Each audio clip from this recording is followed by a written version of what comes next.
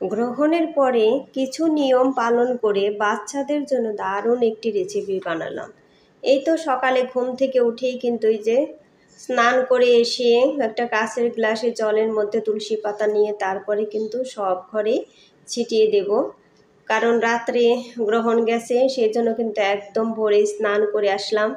আমার মেয়ে করছে আমার সেটা আরও সকালে, একদম ও 5টায় করেছে আর আমি করেছি 5:30টায়। তারপরে কিন্তু এই যে চুলাও আমি পরিষ্কার করে নিচ্ছি, কারণ চুলাও পরিষ্কার করে না নিলে কেমন হয়। চুলা পরিষ্কার করে নিয়ে তারপর কিন্তু আমি তুলসী পাতার জলের ছিটাও দিয়ে দিব। তো তারপরে কিন্তু টেবিলটাও আমি ভালো করে মুছে নেব, কারণ এই নিয়মগুলো কিন্তু ছোট সময় থেকেই শিখে আসছি আর করেও আসছি। আমাদের কিন্তু আমার মা, ঠাকুমা, দাদু তারা কিন্তু আমাদের একদম ছোট সময় থেকেই না গ্রহণ লাগলে আর কিছুই খেতে দিত না। সেই অভ্যাসটাই কিন্তু এখনও রয়ে গেছে। আর এই নিয়মটা পালন করা তো তেমন কোনো ব্যাপার না, তার কারণ এই নিয়মটা পালন করতে কিন্তু আমাদের টাকা খরচ হয় না। তাহলে আমাদের নিয়ম পালন করতে অসুবিধা কিসের, তাই না? আমার মেয়েও কিন্তু এই ধরনের নিয়ম পালন করতে খুবই ইচ্ছুক। ওকে কিন্তু বলেও খাওয়ানো যাবে না। এই তো তারপরে ওই নিয়মগুলো পালন করার পরে তারপরে কিন্তু এই যে শাশুড়ি মা দারুণ একটি টিফিন বানাবেন। এই তো চিড়ে ভিজিয়ে নিয়েছে, তারপরে যেগুলো কিন্তু ম্যাগি নুডলস এই যে পাটায় বেটে নিয়েছেন। তারপর আরও দেখালাম টমেটো, আলু, সিদ্ধ আলু কিন্তু গ্রেট করে নিয়েছেন, পেঁয়াজ, রসুন, ধনিয়া পাতা সব কিছুই কিন্তু নিয়েছেন। এখন এই যে ভালো করে কিন্তু আলুগুলো ওখানে মশলাপাতি দিয়ে চটকে নেবেন। আর সকালে কিন্তু বর্দা আর হলো ছেলে সৌরভ, ওর জন্য কিন্তু নুডলস রান্না করে নিচ্ছি। এই তো শাশুড়ি মার কিন্তু ওগুলো বানানো হয়ে গিয়েছে। এখন এই যে নুডলসের মধ্যে দিয়ে কিন্তু ওপর দিয়ে যে এগুলো দিচ্ছে এভাবে, এগুলো চপের মতোই হয়েছে। আর ওই যে ওখানে গুলিয়ে নিয়েছে হলো একটা ডিমের মধ্যে বেসন দিয়েছে আর হলো চালের গুঁড়া দিয়েছি। ওখানে কিন্তু জল দেয়নি, ওই ডিমের ভিতরে দিয়েই কিন্তু সব মাখিয়ে নিয়েছে। তো তারপরে যে সুন্দর করে আমি ভেজে নিচ্ছি। রেসিপিটা কিন্তু একদম দারুণ হয়েছে। বাচ্চাদের টিফিনের জন্য কিন্তু খুবই ভালো একটা রেসিপি। বাচ্চারা কিন্তু মাঝে মধ্যে একদম একঘেয়েমি খাবার খেয়ে না ওরাই হয়ে যায় যে আর পরে কিন্তু ওদের খেতে ইচ্ছে করে না। কিন্তু মাঝে মধ্যে এই যে এইরকম নতুন নতুন রেসিপি বানিয়ে দিলে কিন্তু ওরা খেতে খুবই ইচ্ছুক হবে। আর এই রেসিপিটা কিন্তু দারুণ একদম। আর আমি কিন্তু একদমই আস্তে আস্তে ভেজে নিচ্ছি, তার কারণ উপর দিয়ে যেহেতু নুডলসের গুঁড়া দেওয়া, বেশি জোরে জাল দিলে কিন্তু পুড়ে যাবে, কারণ ভিতরের দিকে কাঁচা থাকবে আর উপরের দিকে পুড়ে যাবে। সেই জন্যই একদম আস্তে আস্তে লো ফ্লেমে জাল দিতেছি, যে অনেকক্ষণ ভরে ভরেই হোক, তাতে ভাজাটা খুব ভালো হবে। এই তো ভাজা হয়ে গেছে, দেখেন কত সুন্দর দেখা যাচ্ছে। দেখেই কিন্তু খুব লোভ হচ্ছে, তাই না, যে খেতে খুবই ভালো লাগবে। এই তো আর কয়েকটা হবে, 4টা হবে, 4টা দিয়ে দিলাম। ওই যে সৌরভ আবার আজকে টিফিন নিয়ে যাবে, সৌরভের জন্য কিন্তু টিফিন বানিয়ে দিল শাশুড়ি মা একদম সকালে উঠেই। এই তো তারপরে কিন্তু নুডলস রান্না করলাম হলো 2 জনের জন্য, আর আমাদের জন্য কিন্তু খিচুড়ি রান্না করব, কারণ নুডলস খেতে কিন্তু আমরা একদমই পছন্দ করি না। সেই জন্যই যে আমি আলু, টমেটো, পেঁয়াজ এগুলো কিন্তু কেটে নিয়েছি। আর আজকে একদম পাতলা পাতলা করে রান্না করব, কারণ অনেক দিন ধরেই না পাতলা খিচুড়ি খেতে খুব ইচ্ছে করছে। সেই জন্য ভাবলাম যে আজকে পাতলা করে খিচুড়িটা রান্না করি। আর এদিকে কিন্তু এই যে রেসিপিটা বানানো হয়ে গিয়েছে, ভাজা হয়ে গিয়েছে। ওই সৌরভের আবার স্কুলে যাওয়ার সময় হয়ে গিয়েছে, তাই কিন্তু নিয়ে যাবে এই টিফিনে, আজকে এইগুলোই দিবে, কারণ এত সকালে রান্না করে সারাও যায় না। আর আজকে স্কুল খুলছে পরীক্ষার পরে, সেই জন্য কিন্তু বড়দিও সাথে যাইতেছে। ওই দেখেন কত সুন্দর হয়েছে রেসিপিটা, আর তেমন কিন্তু খরচও না, একদম খুব অল্প খরচেই কিন্তু হয়ে যাবে। এই তো আমি কিন্তু খিচুড়িতে ঝোলও দিয়ে দিলাম। মেয়ের আবার পরীক্ষাও, কিন্তু পরীক্ষা দিতে যাবে, ওর রুটি ভাজলে রুটি দিয়ে সবজি দিয়ে কিন্তু একদমই খেতে চায় না। সেই জন্য কিন্তু ওর খাওয়াও ভালো হয় না। সেই জন্য ভাবলাম যে ও আবার খিচুড়িটা খুব পছন্দ করে, তাই খিচুড়ি রান্না করলে আমাদের সবারই কিন্তু খাওয়া খুব ভালো হবে। ওর, তারপরে দিশা, আমাদের তিনজনেরই খাওয়া কিন্তু খুবই ভালো হয়েছে। এতটাই পেট ভরে খেয়ে নিয়েছিলাম আজকে, খুবই মজা হয়েছিল খিচুড়িটা। আর বড়দি আর বড়দা কিন্তু খেতে পারেনি, কারণ একদম সকালেই চলে গেছে, সেই জন্য কিন্তু ওনাদের দুইজনের পরিমাণে খিচুড়ি রয়ে গেছে। এই তো এখন কিন্তু দিশারে দিয়ে দিচ্ছি বেড়ে,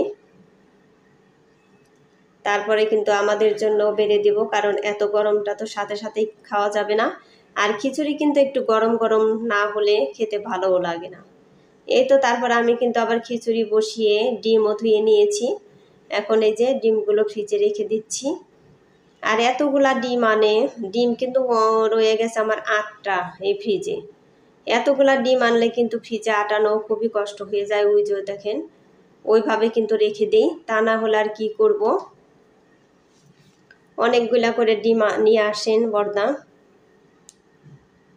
এই তো তারপরে কিন্তু আমার খিচুড়ি তো হয়ে গিয়েছে আগে, তারপরে যে ডালও বসিয়ে দিয়েছিলাম, ডালও কিন্তু হয়ে গিয়েছে।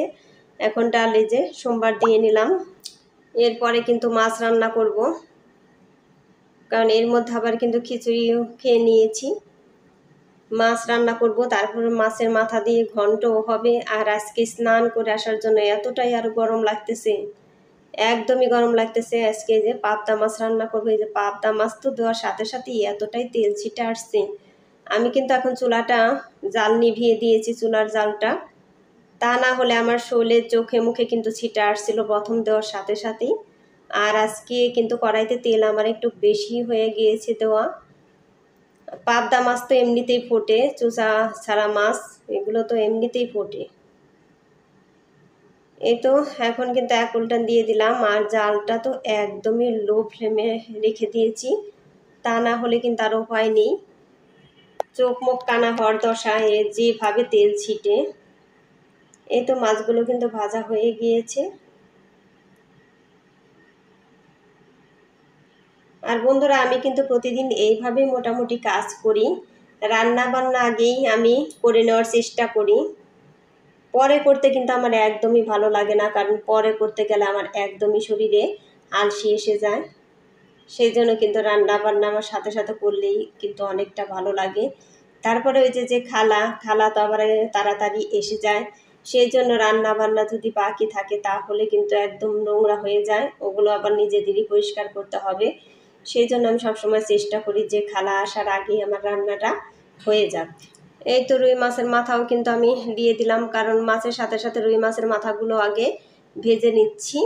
একদম কিন্তু ভাজা হয়ে গিয়েছে। আমি কি কাজ যেন করতে লাগছিলাম, ওই তালে তালে কিন্তু এই ভাজাটাও হয়ে গিয়েছে একটু বেশি। যাই হোক, একটু ভালো ভাজা হলে কিন্তু খেতে ভালো লাগে, আমার কাছে ভালো লাগে আর কি। একটু ভাজা বেশি হলে খেতে খুবই ভালো লাগে। আর একটু কাঁচা কাঁচা থাকলে কিন্তু ওই মাছকে আমার ভাজা ভালোই লাগে না, একদমই না। এই তো আজকে পাবদা মাছ রান্না করছি আলু ধুন্দুল আর ডাঁটা দিয়ে, একটু পাতলা পাতলা ঝোল। এইগুলো দিয়ে রান্না করলে কিন্তু খুবই ভালো হয় পাবদা মাছ। এই তো তরকারিটা কিন্তু আমার হয়ে গিয়েছে। এখন এই যে জিরে গুঁড়ো দিয়ে তারপরে কিন্তু নামিয়ে নিয়েছি। আর আজকে ঘন্ট রান্না করব কুমড়ো দিয়ে। এই তো একটু আদা সম্বারও দিয়ে দিলাম, কারণ ঘন্টতে আবার আদা না দিলে কিন্তু খেতে ভালো লাগে না, সেন্টটা ভালোই আসে না। তো শুধু কুমড়ো দিয়ে কিন্তু রান্না করব। আর কুমড়ো দিয়ে রুই মাছের মাথার ঘন্ট কিন্তু দারুণ মজা হয়। আর বন্ধুরা, একটা লাইক দিয়ে আমার ভিডিওটি কন্টিনিউ করবেন, আপনাদের একটা লাইক আমার ভিডিওটিকে এগিয়ে যেতে সাহায্য করবে।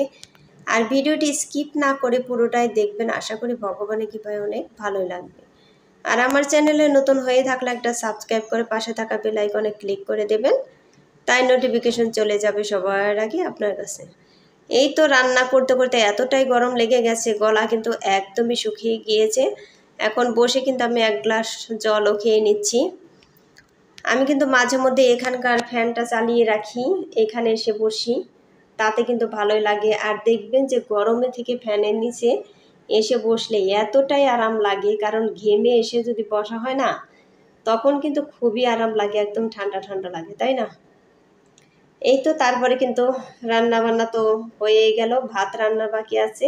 এখন এই যে ফ্রিজও কিন্তু একটু মুছে নিচ্ছি, কারণ রান্নাঘরে সেই জন্য কিন্তু প্রতিদিন একটু একটু মুছে নিলে আর এই যে তেল চিটচিটে ভাবটা থাকে না, তা না হলে কিন্তু একদম আঠা আঠা হয়ে যায় আর সব তেল তুলতেও লেগে পড়ে যায়। পরে কিন্তু এগুলো পরিষ্কার করতে অনেকটাই কষ্ট হয়। আর এই যে প্রতিদিন পরিষ্কার করে নিলে কিন্তু আর এইরকম আটা আটা হয় না, একদম পরিষ্কার থাকে। আর এত মাছ রান্না করতে গেলে কিন্তু আমার চুলা প্রতিদিনই ডিপ ক্লিন করতে হয়, কিছু করার নেই। কারণ যে সব মাছ রান্না করি তেল ছিটে ছিটে এতটাই নোংরা হয়ে যায়, এগুলো ডিপ ক্লিন করা ছাড়ার উপায় নেই, একদমই উপায় নেই। এই তো সেই জন্য কিন্তু আমি আগে লিকুইড ভিম বার দিয়ে ভালো করে পরিষ্কার করে নিচ্ছি, তারপরে কিন্তু টাওয়েল দিয়ে ভালো করে মুছে নেব। একদমই নোংরা হয়ে যায়, এই যে ওয়াল সহ কিন্তু তেলে একদম মেখে গিয়েছে।